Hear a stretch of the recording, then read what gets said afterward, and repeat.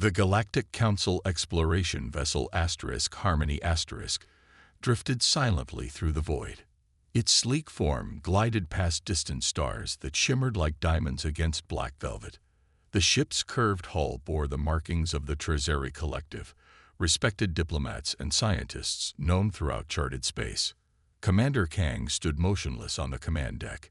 His tall, slender frame cast a long shadow across the polished floor. 4 large eyes blinked independently as he studied the sensor display.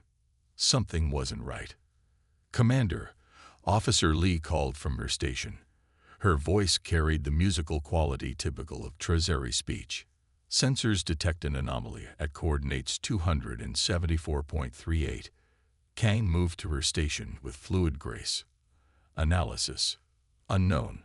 The readings keep shifting." Lee's fingers danced across her console. "Whatever it is, it's big." The bridge fell silent.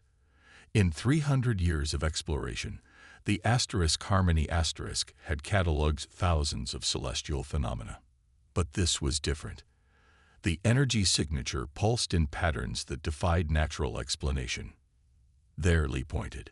"Movement confirmed." On the main view screen, a dark shape emerged from behind a small moon. At first, it appeared as merely a shadow. Then its outline became clear against the stars. The vessel was unlike anything in Trazeri records. Its hull featured sharp angles and protruding structures that suggested weapons. "Size estimate?" Kang asked quietly. Lee checked her readings twice. Approximately 1.8 kilometers in length. Murmurs spread across the bridge. The Harmony at 0.6 kilometers, was considered large by Galactic Council standards. "Scan the vessel," Kang ordered. Seconds passed. Lee frowned.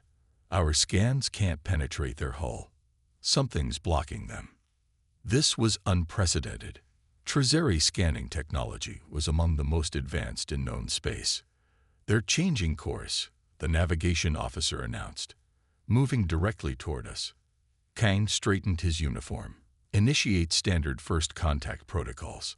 Open communications on all standard frequencies. Transmitting greetings in all council languages. Commander." Minutes passed. The massive ship grew larger on the view screen. Now they could see details, scorch marks along its hull, what appeared to be repair work, and numerous protrusions that resembled weapon emplacements. "Commander," Lee said suddenly, "we're receiving a response." Display. The main screen flickered. Strange symbols flowed across it, unlike any language in their translation matrix. The bridge crew worked frantically to decode the incoming data. "It appears to be an advanced encryption method," explained the communications specialist. "The structure suggests a binary-based language, but the complexity is remarkable." Kang watched the unknown ship draw closer. "Keep trying, and maintain our current position." After 20 tense minutes, the symbols on the screen transformed into recognizable text. Moments later, the screen changed again, this time showing an image that caused everyone on the bridge to freeze. The being on the screen looked vaguely similar to several known species, but distinctly different.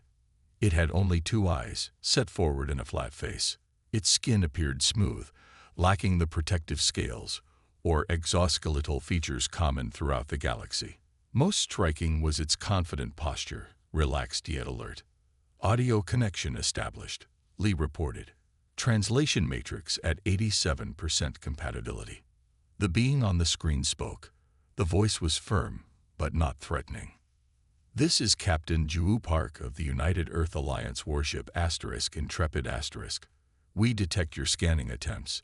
We mean no harm but request identification." Kang stepped forward. "I am Commander Kang of the Trazeri collective vessel Harmony representing the Galactic Council. We welcome peaceful contact with new species. The human, as they would soon learn this species called themselves, nodded slightly. The gesture was unfamiliar to the Trazeri. "On behalf of the United Earth Alliance, I extend peaceful greetings," Captain Park stated. Her calm demeanor was somehow more unsettling than any show of force would have been. We've been exploring this sector for some time. The bridge crew exchanged troubled glances. This sector had been under Council observation for decades. How had they missed an entire spacefaring civilization? Kang chose his words carefully. We are not familiar with the United Earth Alliance. Your ship design is unique. Captain Park's expression remained neutral. We've maintained a policy of non-interference with developing civilizations. This is our first official contact beyond our neighboring systems. As they spoke, the Harmony's sensors continued attempting to analyze the human vessel. What they discovered was concerning. The ship's power readings suggested energy capabilities far beyond Council technology. What appeared to be weapons systems remained inactive but ready. Your propulsion systems are unusual, Commander Kang noted, trying to maintain diplomatic protocol while gathering information. Captain Park smiled slightly. The expression was subtle, but somehow conveyed both friendliness and confidence. One of our older models, actually. The implication was clear and disturbing. If this was their older model, what else did these humans possess? We would welcome the opportunity for cultural exchange, Kang offered. The Galactic Council embraces peaceful contact with all sentient species. Agreed, Captain Park replied. We have much to learn from each other. As arrangements were made for formal diplomatic meetings, Commander Kang returned to the sensor display. The more they learned about the Intrepid *, the more questions arose. Its hull contained alloys unknown to Council science. Its energy emissions suggested propulsion theories the Trezeri had considered impossible. Most concerning were the battle scars visible on the human vessel. The patterns of damage suggested conflicts far more intense than the occasional pirate skirmishes known in Council space. These humans had clearly fought wars, serious ones, and survived. As Captain Park continued speaking about peaceful intentions, Kang couldn't help but wonder, who had this massive warship fought? And where were these enemies now? The first contact had been established, but the real revelations were yet to come. The galaxy as the Trezari knew it would never be the same. The meeting chamber aboard the Harmony gleamed under soft blue lights. Curved walls displayed moving images of Trezari homeworlds. The air carried light scents designed to calm nervous systems of most known species. Everything had been arranged for perfect diplomatic comfort. The Trezari delegation waited nervously. Diplomat Yoon stood at the center, his ceremonial robes shifting colors to reflect his mood, currently a cautious yellow-green. Behind him, 6 other Trezari officials formed a traditional greeting arc. The doors slid open. Captain Park entered first. The human walked with purpose, her movements more rapid and direct than the flowing grace of Trezari motion. 5 other humans followed. Diplomat Yoon noticed immediately that something was wrong. The humans weren't wearing the flowing diplomatic garments typical of first contact ceremonies. Instead, they wore fitted black uniforms with rigid plates covering vital areas. Each human carried what was clearly a weapon attached to their hip. "Welcome aboard the Harmony *", Yoon said, his voice musical despite his concern. "We are honored by your presence." Captain Park bowed slightly. "The honor is ours. The United Earth Alliance values this opportunity for peaceful exchange." The words were diplomatic, but the weapons remained. Yoon's skin shifted toward orange, a sign of distress noticed by the other Trezari. "Is weaponry necessary for diplomacy?" Yoon asked, trying to keep accusation from his voice. A male human stepped forward. "Commander Doyun, first officer of the Intrepid *", he introduced himself. "The sidearms are ceremonial. It's cultural tradition dating back centuries. No disrespect intended." Yoon hesitated. Every spacefaring species knew that weapons at diplomatic meetings signaled distrust or threat. Yet these humans seemed genuinely unbothered by their breach of galactic protocol. "Perhaps we could begin with a cultural exchange," Yoon suggested, gesturing toward the conference table. They sat together, humans on one side, Trezari on the other. Food and drink remained untouched as initial formalities were exchanged. "Tell us of your civilization," Yoon invited. The Council records have no mention of humans before today. Captain Park nodded. Earth united politically about 300 years ago. We achieved faster-than-light travel shortly after. Our exploration has been cautious. 300 years? Asked Science Officer Minji, her scales shifting to a surprised blue. That's remarkably rapid development. Necessity, Commander Doyun said simply. Our history forced quick adaptation. Something in his tone made the Treasury uneasy. The humans were choosing their words carefully. You mentioned exploration, Yoon prompted. Yet your vessel appears designed for combat. Captain Park smiled slightly. The Intrepid serves multiple functions. Defense is one of them. Defense against what? Asked Security Chief Bin. This sector has been peaceful for generations. The humans exchanged glances. Captain Park seemed to make a decision. Humanity has encountered hostile forces during our expansion, she said plainly. We learned to be prepared. More questions followed, and with each answer, the Treasury grew more concerned. Humans described conflicts with species unknown to the Council.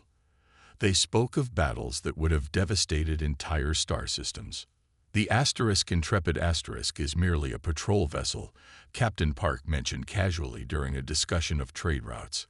Our main fleet operates in the Orient sector. The statement landed like a heavy stone.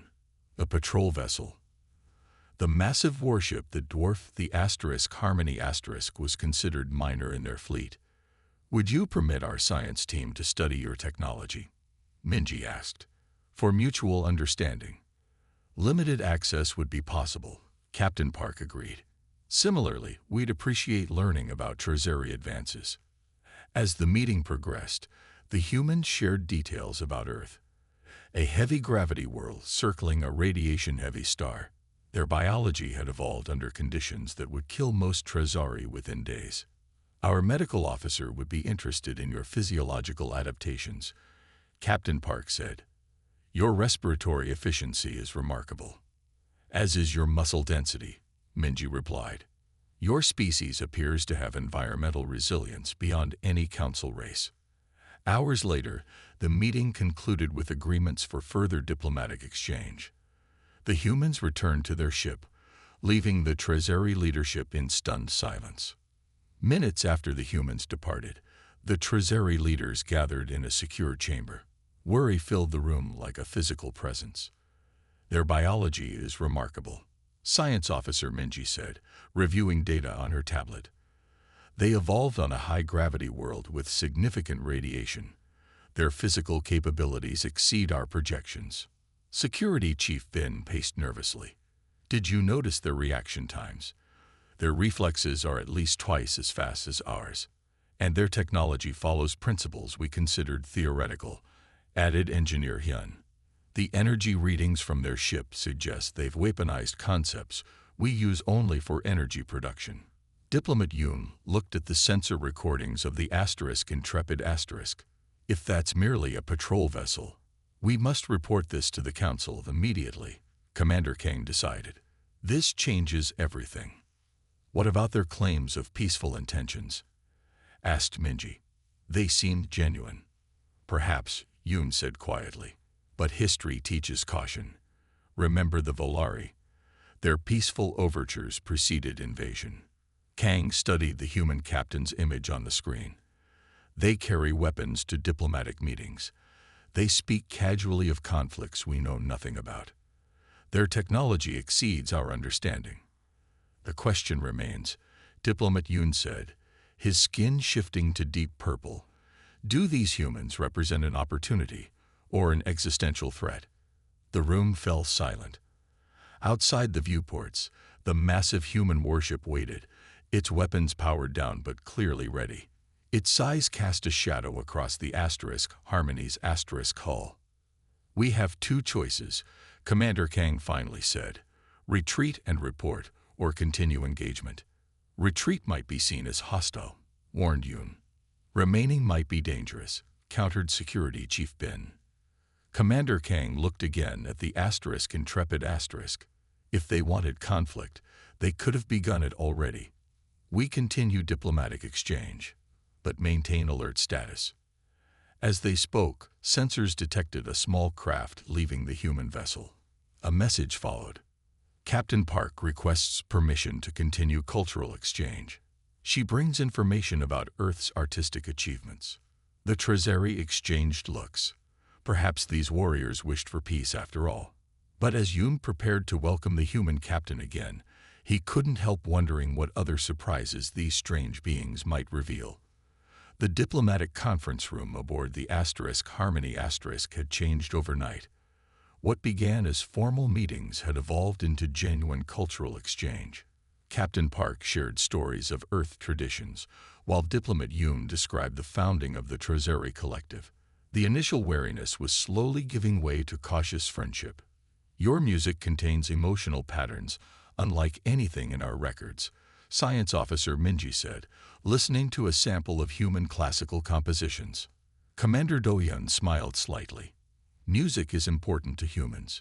It exists in every culture we know. The peaceful moment shattered when the ship's alarm blared, a high warbling sound that made the humans instinctively reach for their weapons. Commander Kang to the bridge immediately, came an urgent voice over the communication system. Captain Park exchanged quick glances with her team. What's happening? They rushed together to the bridge. The main view screen showed 3 massive ships appearing from nowhere, their hulls dark and angular, covered with weapon ports. Each was nearly twice the size of the Intrepid *. Vorax Dominion vessels, Commander Kang explained, his skin pale with fear.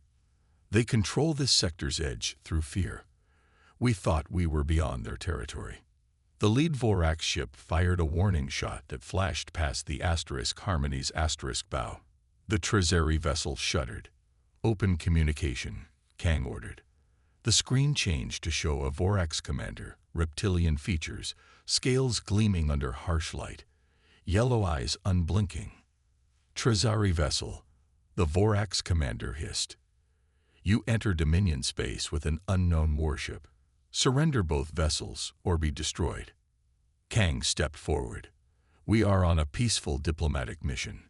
We claim right of passage under Galactic Council. The Council has no authority here, the Vorax interrupted.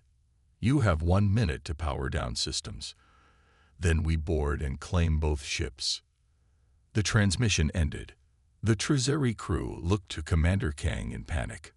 Our defensive systems can't match 1 Vorax battleship, let alone 3, Security Chief Bin reported.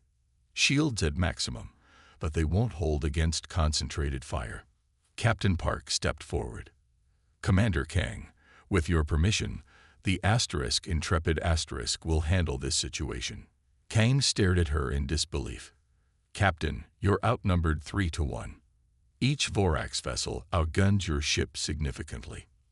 Numbers aren't everything, Park replied calmly. Permission to engage. Something in her steady gaze made Kang nod. Granted. Captain Park tapped her communication device. Park to Intrepid *. Combat Protocol Alpha. Target weapon systems only. Minimize casualties. Understood, Captain, came the immediate response. On the view screen, the Intrepid * began to move. What happened next defied everything the Trezeri thought possible.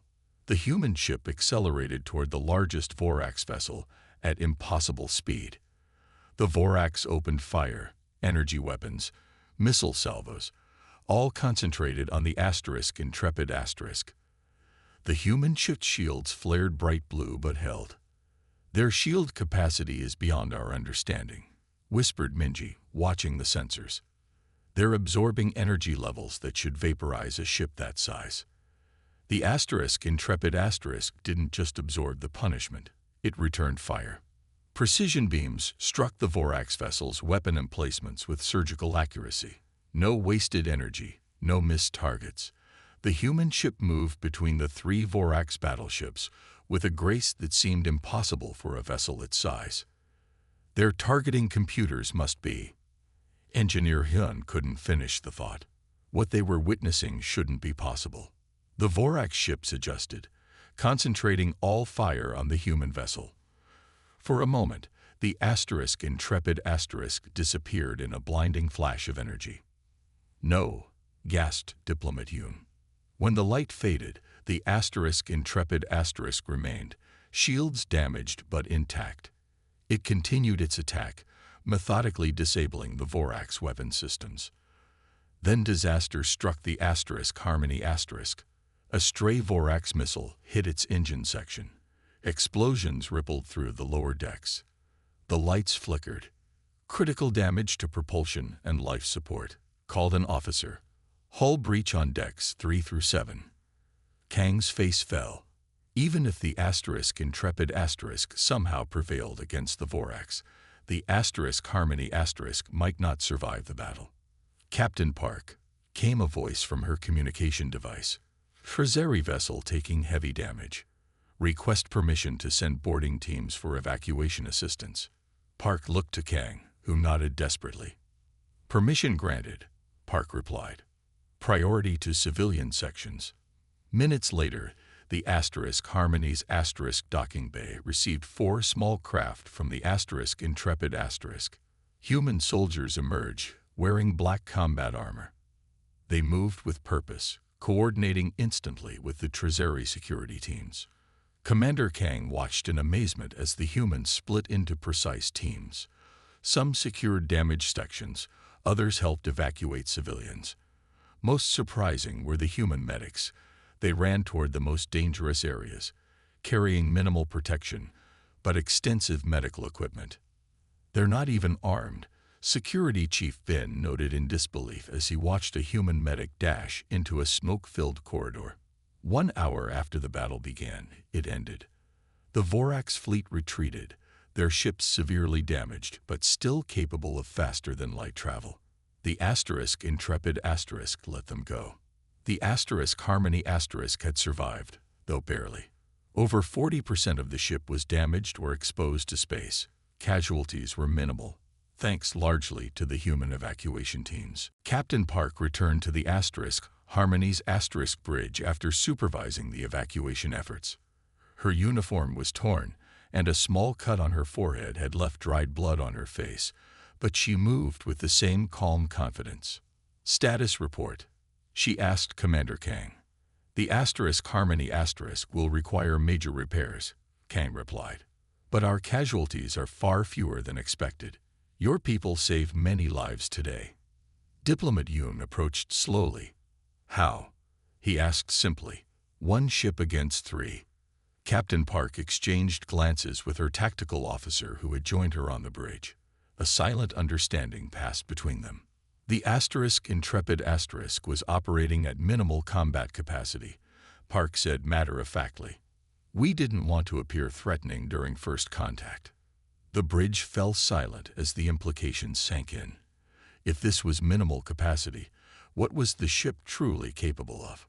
"Combat isn't our primary purpose," Park continued, "but we've learned to be effective when necessary." Later, as human engineers helped stabilize the damaged Treasury vessel, Commander Kang found himself watching the humans with new eyes.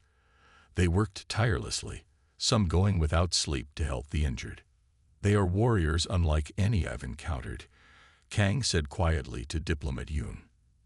"They fight with terrifying efficiency, but their true strength seems to be in how they protect others."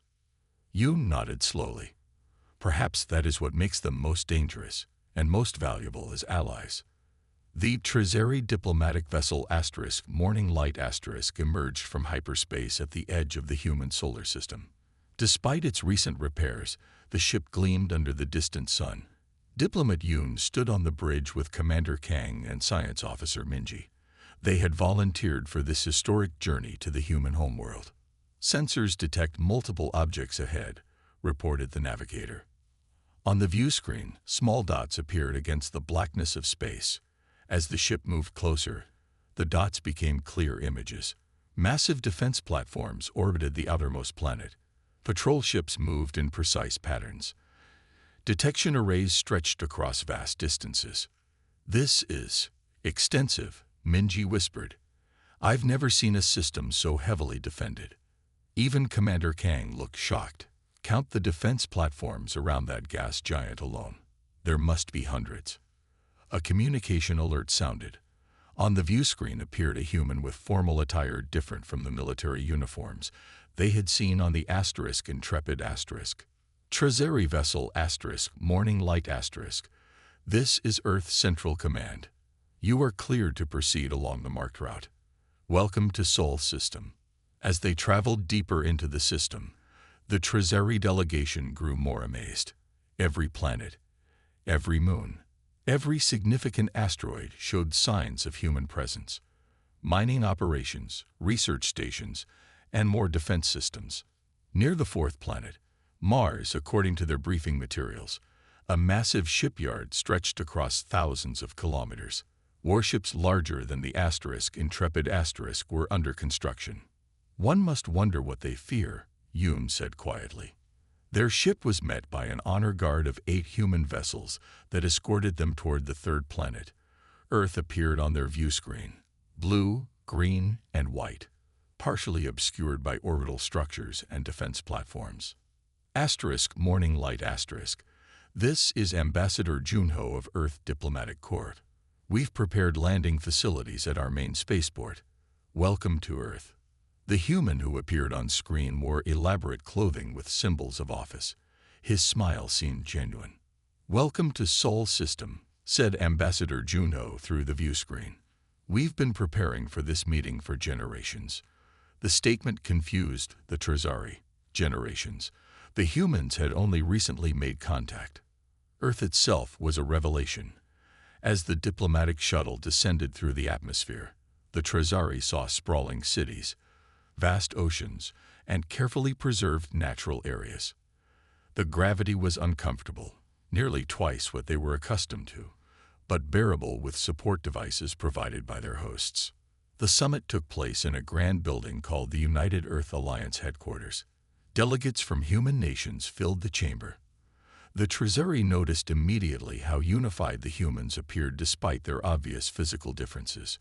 Ambassador Junho led the first session.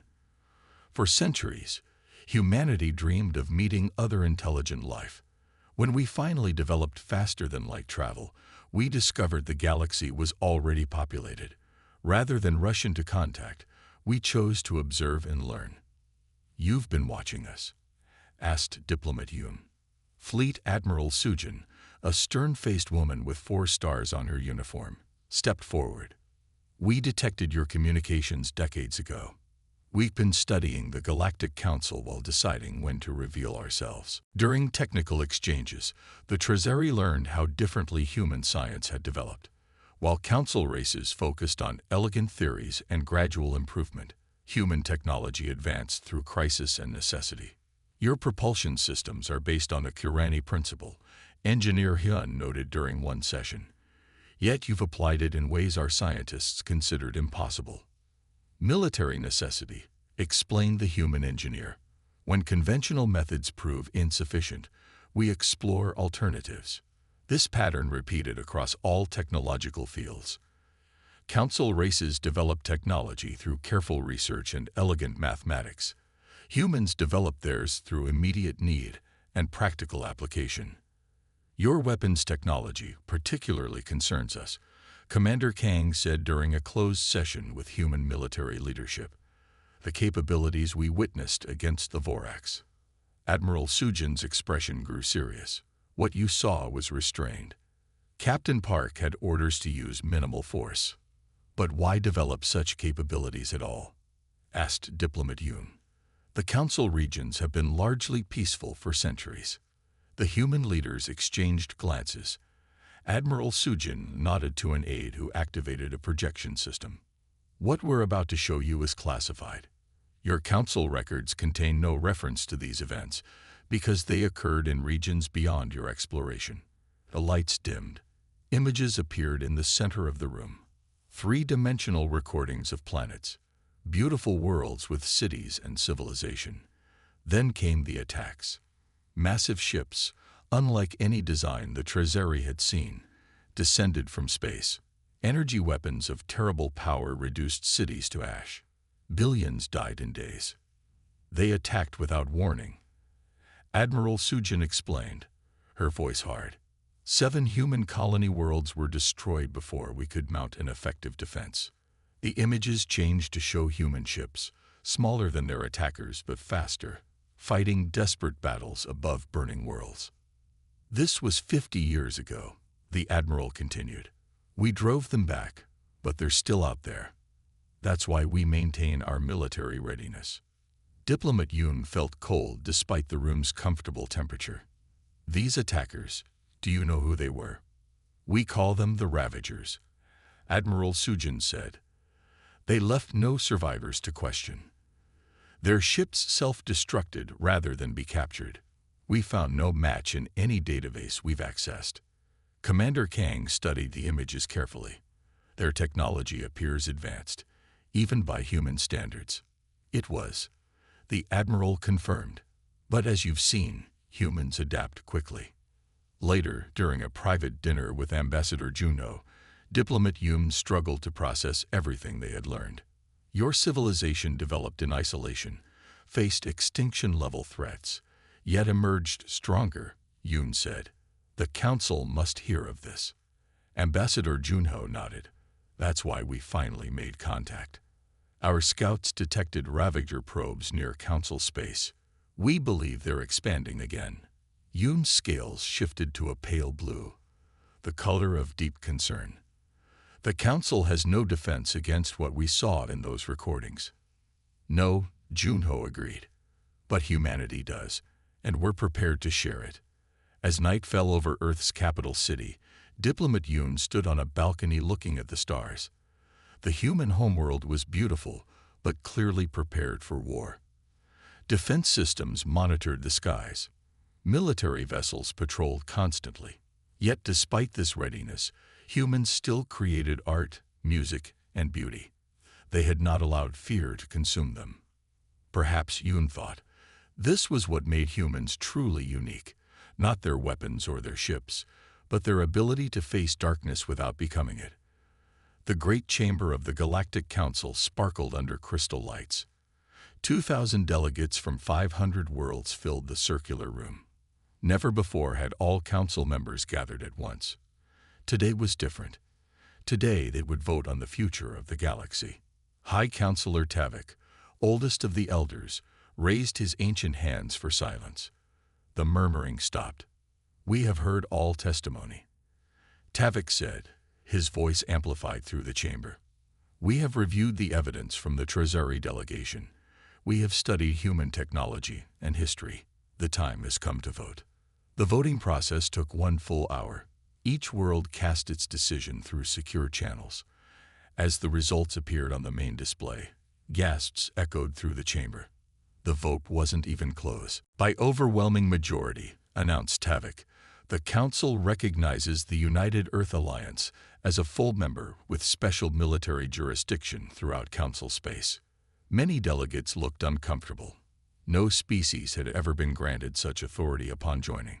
Some had argued against it for days. But the evidence was clear.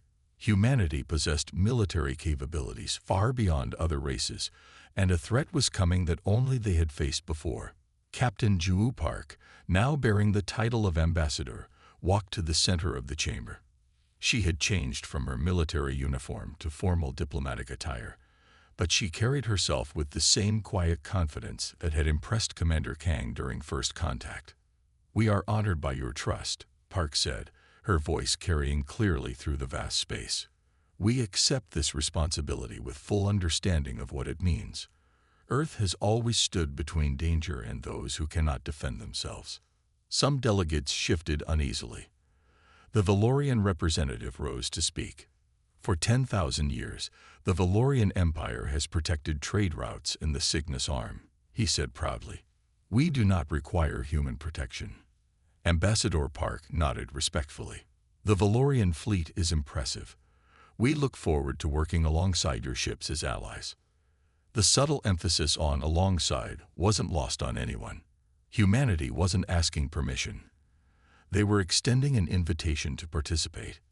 In the weeks that followed, human warships appeared throughout Council space. The sight of them caused mixed reactions. Some worlds celebrated their arrival. Others watched with suspicion, but none could deny their effectiveness. Pirate attacks in the outer reaches dropped by 80% in the first month. Trade routes that had been too dangerous for centuries reopened under human protection. The Intrepid Asterisk, now a symbol of the new alliance, led escort missions for Treasury science vessels through territories once controlled by the Vorax Dominion. Commander Kang, now serving as liaison between Treasury Command and the human fleet, watched with fascination as human officers trained Council security forces. "Your targeting systems are outdated," a human instructor told a group of Valorian officers. "These upgrades will triple your effective range." The humans shared defensive technology freely: shield enhancements, early warning systems, and communication arrays. But they carefully withheld their most advanced offensive capabilities.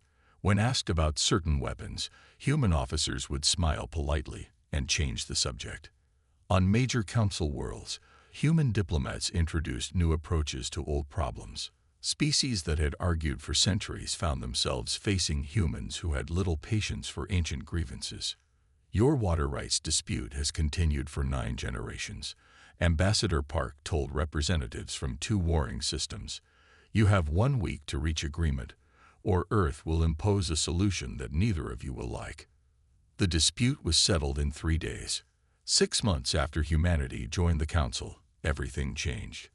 A monitoring station in the far reaches of Sector 17 detected unusual energy signatures. Analysis confirmed what the humans had feared. The patterns matched those of the Ravagers. The emergency council session convened within hours. Panic spread through the chamber as Admiral Sujin presented the evidence. "They're coming," she said simply, pointing to the projected course on the star map. 3 fleet groups, each larger than the one that attacked Earth colonies 50 years ago. "Their technology has advanced, but so has ours." High Counselor Tevik's hands trembled. "What can be done?" "Your reports suggest their weapons could destroy our major worlds within days." Admiral Sujin's face showed no fear. "We've fought them before. We know their patterns, their weaknesses, but we'll need your help." "What help could we possibly offer?" asked the Valorian representative. "Your ships outclass ours in every way." "Ships aren't everything," Admiral Sujin replied. "We need your scientists, your resources, your unique abilities. Some of your species can withstand radiation that would kill humans instantly.